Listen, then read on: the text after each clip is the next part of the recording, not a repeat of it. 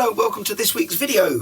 For the regular viewers among you, I'm still here. For those of you who aren't regular viewers, I'm currently on 2 copyright strikes because I recorded myself playing 2 solos from Eagles songs. So I'm teetering on the edge of having my channel deleted, but so far I'm still here. Probably got about 53 days left, I haven't checked. But a few weeks left until I'm safe. I had a busy weekend of gigs last weekend, and there was one bit of tech which I realised has been a real game changer for musicians, professional musicians. Now this often comes as a shock to some non-musicians or even non-professional musicians that most of the bands that I play with, we don't rehearse. In fact, this weekend just gone, I played with, I think, 2 people I'd never met before. One band that I've only played with 2 of the people in it once before. One of the other bands was a fairly regular lineup. In fact, one of the most regular lineups I play with, which means we do about 5 gigs a year. Now, when I say we don't rehearse, now, occasionally if we decide to put a new show together or we play some original music, then we will have to rehearse. But there is a canon of songs that, as professional musicians, we largely know most of. We'll all know the same songs. So when we turn up to a gig, we don't have to have rehearsed with everyone else in the band because we all know the same stuff. And an analogy, and I can't remember who told me this, but I think it's a very good analogy. It's like with an electrician, for example. An electrician doesn't have to practice wiring up a plug at home because they do it hundreds of times in the same way. And as musicians, that's why we don't have to practice these songs, because we can turn up with people who also know what they're doing and we can just play the songs. So the reason this idea came to me is because of the sad death of Tina Turner this week. We decided that we were going to drop in some Tina Turner songs into our gig last weekend.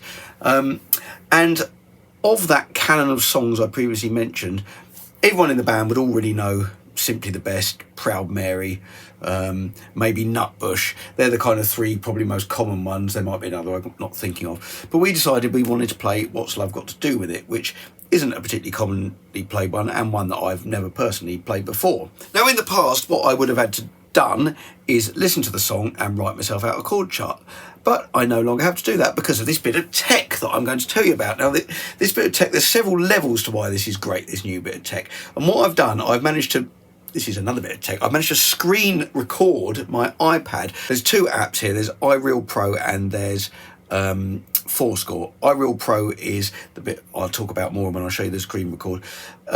Fourscore is you import PDFs into it and you can arrange your music or lyrics, whatever you want to do, into set lists and stuff. So you've got your music in front of you, you can just turn the page like reading a book.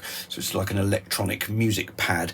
Really handy app. So check that one out if you haven't got anything for organising your set list and your lyrics or music, whatever it is you use. So here we are. I'm now going to show you my screen record that I've done on my iPad to explain further.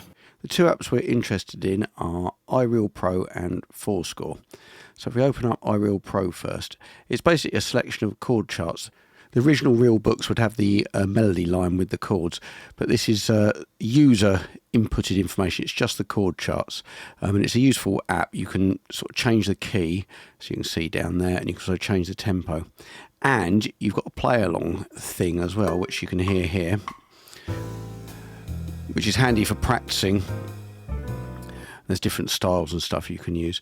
But to access the user entered information, you can go into the forums and you can either search for it by hitting the magnifying glass search bit in the top right hand corner, or you can just go into the different genres. So here I'm just searching, we wanted Tina Turner songs, so I was searching for Tina Turner, and then it comes up with all these different options. I hit the top one, and you've got all these various Tina Turner songs.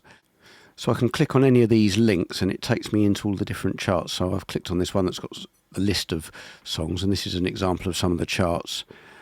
Everything you could ever need in the Tina Turner realm. And then what you can do is you can just basically input them into your library.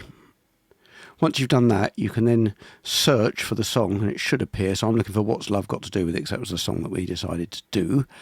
So you can see it in here. It pops up, and there we are. There we have the chart. And now you can see me trying to remember how to expand it to be full screen, struggling, pressing lots of different things. How do you do it? How do you do it? Oh, there we are. I've got to hit the little arrows at the top. You can either use the chord chart within the app, or you can export it, as I'm showing here, and export it as a PDF.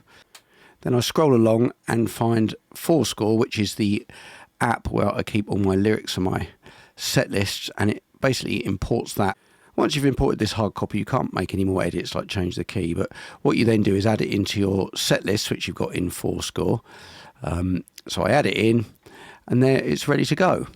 And what was handy in this instance was I was able to then share this PDF with the rest of the band to make sure we're all using the same music. So that all we do here is I click share, hit AirDrop, and then as the rest of the band had AirDrop turned on their iPads, I just simply send it to them. And if they're running Fourscore or any other setlist program, they can just open it up and we're all reading from the same hymn sheet. Simple. So this is a massive time saver. So all I had to do, I had to search for the What's Love Got to Do With It chart. I then imported it into my library, opened it up, and then I just put the music on and I just followed it through just to check that it was okay, check that it was in the correct key. And it was pretty much all there. I mean, had there been some really specific guitar parts or something, I might have had to learn them. But for songs like this where, sort of rhythm guitar parts, it's brilliant. And once we got to the gig, we'd all had a listen in different ways, but we went, right, because there's a couple of 2/4 bars and stuff in that tune. So we said, well, what would be easier is we all read off the same thing. So I was able to literally go, share this chord chart, and I pinged it over to everyone in the band and we were ready to go, which is absolutely brilliant. In the past, it would have involved us all having to write out charts at home, and then we might have had discrepancies, or sometimes on the old records, they might be in between keys and someone's written it out in one key, someone's written it out in a key a semitone apart, and then someone's got to go, oh, I can't do it, I've written it in the wrong key. With this, you can either do it on the fly by going into the iReal Pro app and changing the key and then re-importing it, or, as I say, you've got the PDF and you just send it around to everyone and you're in the right key. So, very handy. I'm just going to show you now what it sounded like at the beginning. I'm only going to show you the beginning because if I show you too much of it, I might end up with another copyright strike, which would be a bit silly. So I'm just going to show you the intro. And I was trying to think of the keyboard part, and I just played it on the guitar, which I think was right. Anyway, this is it.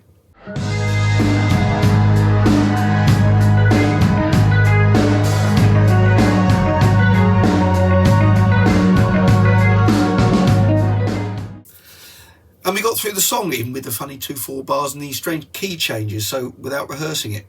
And it was good, and it was a nice one to do, actually. And we did Simply the Best as well, which we all knew. We didn't have to rehearse or write out.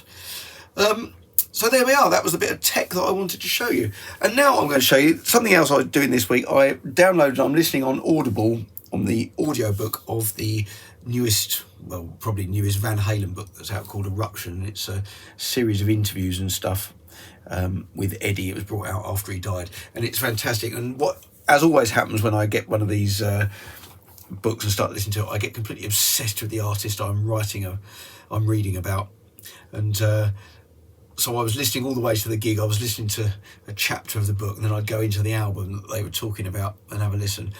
And then subliminally, because I can't play like Eddie Van Halen, I've never attempted to. It's not really my style. But when I watched back the video from the gig afterwards of what I played, just to see if there's any solos in there I wanted to show on social media or whatever, I discovered this one. It was in Hip to Be Square by Huey Lewis, and towards the end of the solo I went a bit peculiar, and it must have been the Eddie Van Halen influence, playing some weird stuff which I wouldn't normally do. Anyway, I thought it was a bit of fun, so I'm going to leave you with this, me doing some silly sounds that sound a bit Eddie Van Halen-y. Thank you very much for watching. I hope you enjoyed the video. Please hit like, hit subscribe, leave me a comment, and hopefully, if I haven't got any more copyright strikes, I will be here next week where I release new videos 7 PM UK time every Friday. So I'll hopefully see you next week.